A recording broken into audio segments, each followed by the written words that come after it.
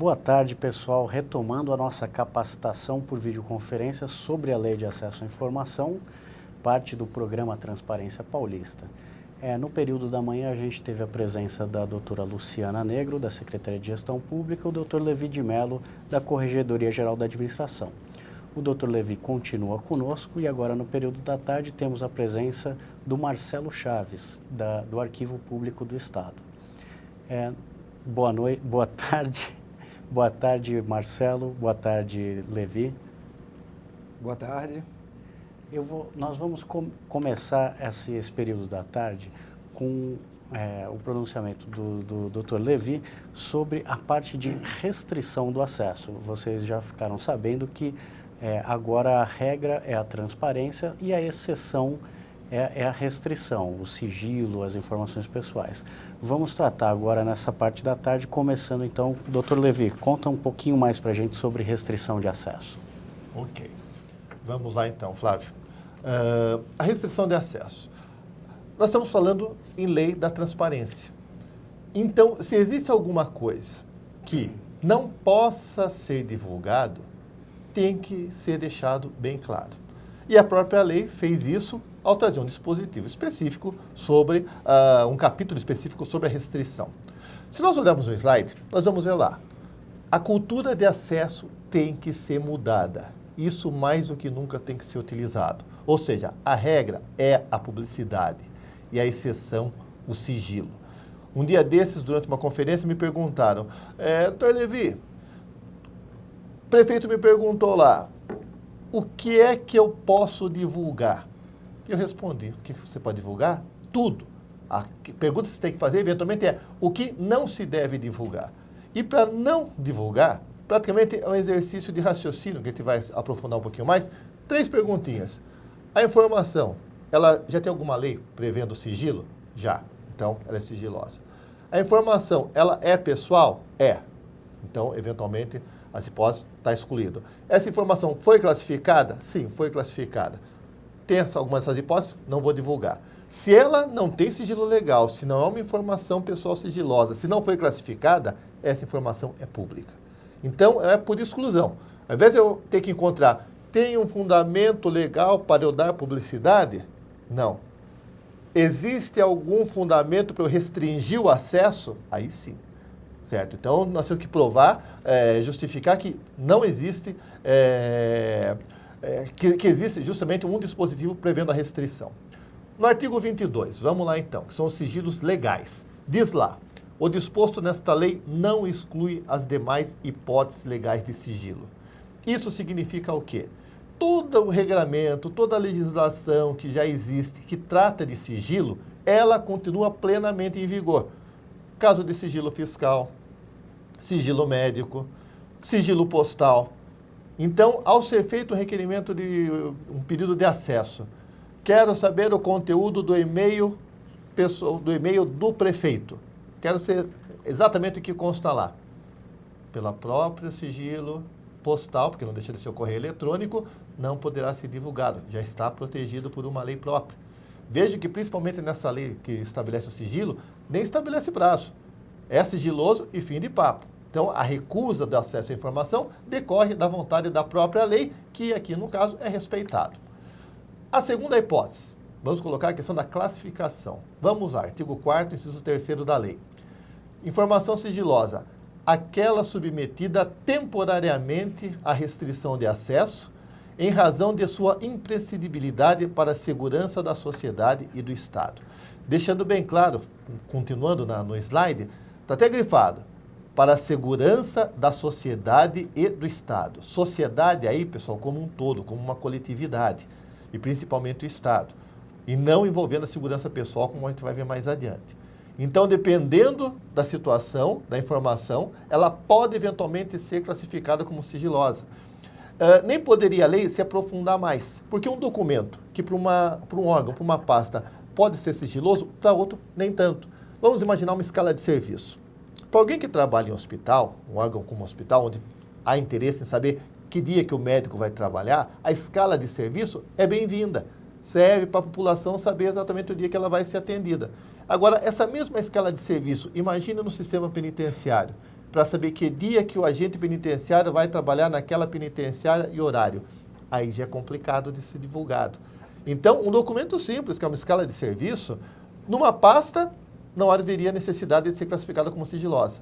Na outra, sim, por questões de segurança da unidade, deveria ser feita essa classificação. Então, a lei não vem dizendo tal coisa ou tal documento é sigiloso. Não. A lei ela dá um certo parâmetro para que, dependendo do órgão, dependendo da situação, dependendo da informação, possa ou não ser classificada como sigilosa. Na sequência, nós vamos ver o artigo 24. O artigo 24 ele vai estabelecer os graus de sigilo. Então, a informação classificada pode ser como reservada, prazo até 5 anos, secreta até 15 anos e ultrasecreta até 25 anos, sendo que essa última pode ser renovável uma vez por idêntico período. Levi, o que vai diferenciar uma da outra, certo? Justamente o tempo que você vai querer que ela fique travada, certo? Que ela não seja divulgada. Porque, às vezes, vocês podem imaginar, Levi, informação ultrasecreta tem? Imagine para vocês, plano antiterrorismo da Copa do Mundo, para a Copa do Mundo. Vocês acham que não deve ter? Com certeza tem, certo?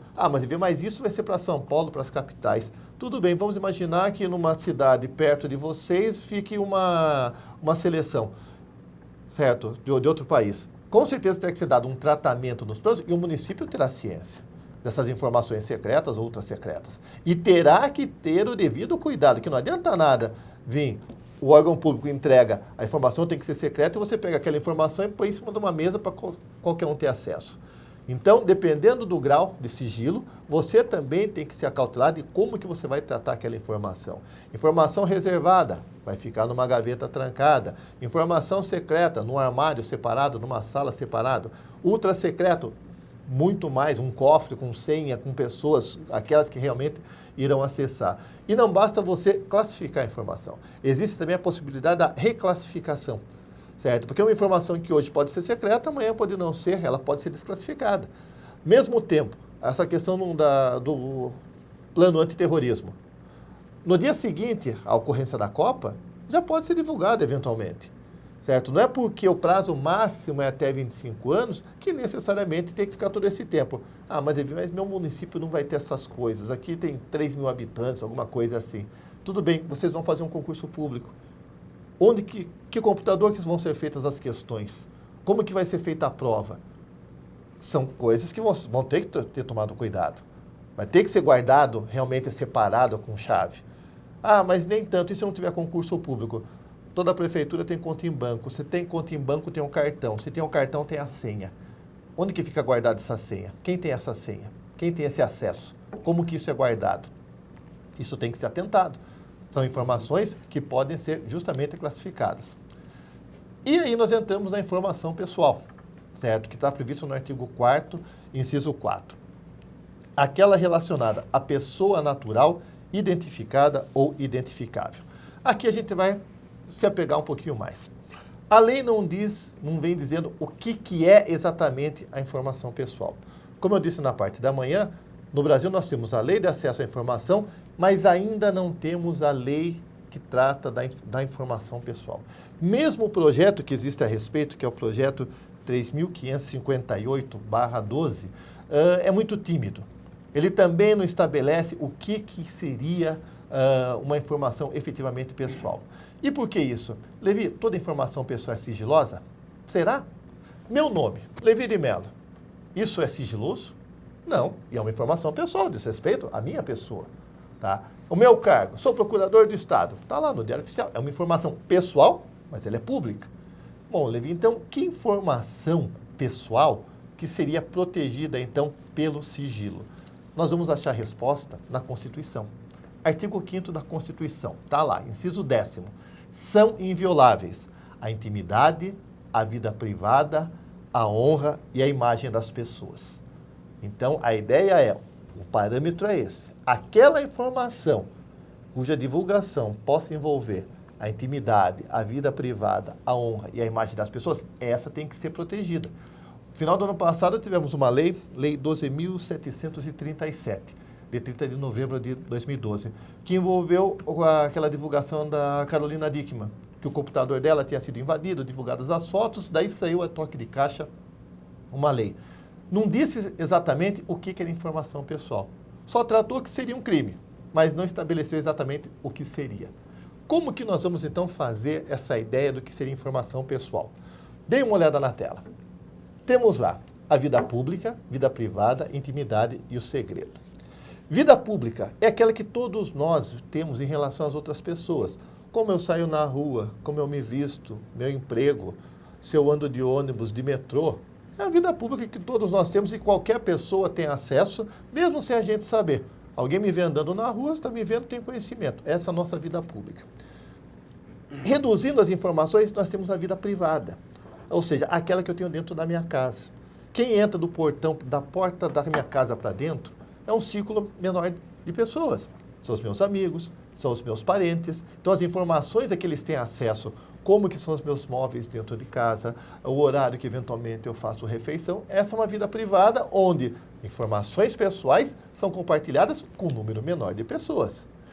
Na sequência, nós temos um ciclo menor ainda, que é a intimidade. É aquela que realmente você só vai compartilhar com certas pessoas. Então, eu com a minha esposa conversamos sobre certos assuntos e só eu e ela. Não compartilhamos com mais ninguém. Então, o sigilo fica mais íntimo. E existe um ciclo menor ainda, que é o ciclo do segredo. Vamos imaginar a senha do banco, certo? Vamos imaginar, eu costumo bem fazer uma comparação, quem tem Facebook. Com certeza, muitos de vocês que estão aí nos polos têm Facebook, certo? E lá no Facebook, você às vezes vê uma informação, você vê um slide, por exemplo, um comentário que você quer fazer, só que ali você pratica o exercício da sigilação. Ou seja, essa informação, esse comentário que eu vou fazer, que vai para todo mundo. O que você coloca? Público, para compartilhamento. Opa, não, essa informação aqui eu vou repassar só para os meus amigos, certo? O que eu faço? Eu escolho ali amigos, eu reduzi a vida privada. Tem coisas que você quer uma pessoa específica. Opa, isso daqui eu gostei, vou mandar só para minha esposa. Compartilho personificado, só para tal pessoa. Seria a parte mais íntima. E o segredo, às vezes você vê alguma coisa, gostei desse post aqui, só que eu quero deixar para ver depois. Salvo para quê? Somente eu, porque só na minha página, só eu terei acesso de enxergar. Então, o exercício, quem estabelece o sigilo da informação pessoal, é cada uma das pessoas, certo? Se a gente for imaginar, por exemplo, o corpo humano, as partes íntimas de uma pessoa, que é coisa mais sigilosa do que isso? Certas pessoas abrem mão disso divulgando fotos na internet, posando para a revista, certo? Então, não adianta uma pessoa depois, estou sendo exibido pelado numa revista. Mas, lógico, você foi lá e tirou fotografia para ser exibido. Dá para questionar que está sendo exposta à intimidade? Não, porque a própria pessoa abriu mão do sigilo. Então, a partir do momento em que o segredo... Eu tenho minha senha do banco, eu vou colocar minha senha, postar, minha senha do banco é tal, no Facebook. Era uma informação sigilosa, era um segredo, mas eu abri mão. A pessoa abrir mão da sua intimidade, plenamente possível. O que não pode é de fora entrar nesse círculo. Aí sim que a coisa complica. Então, os limites, de certa forma, da informação pessoal, quem estabelece é o próprio indivíduo. Por isso que fica difícil para o legislador vir e estabelecer tal informação sigilosa, certo? O corpo humano é sigiloso. Daí vem a pessoa e se expõe numa revista ou na internet, em algum lugar aí. Ela abriu mão. Tá? Então ficaria difícil para uma lei exatamente estabelecer o que seria cada item sigiloso. Aproveitando agora, questão de salário, e aproveitando para responder o e-mail que foi encaminhado pela Rosa Maria, da Prefeitura de Laranjal. Abraço para Laranjal Paulista. A pergunta que ela me fez é a seguinte: qual o número do processo da ADIM, se houve, ou ação semelhante, que julgou no sentido de estar disponível a relação nominal do salário de cada servidor? No Supremo Tribunal Federal, a primeira decisão, que está muito bem fundamentada, foi na época pelo ministro Aires Brito, é uma decisão que ela é de 9 de junho, já estabelecia. É na suspensão de segurança, então é SS 3.902, SS 3902. Onde está justamente um voto do ministro Carlos Aires, esmiuçando, colocando realmente de um lado a intimidade, do outro lado o interesse público e sopesando e deixando claro que o interesse público há de prevalecer, respeitado a intimidade. E aqui o que seria intimidade? Aquilo que a pessoa gasta. Se ela tem empréstimo, se ela tem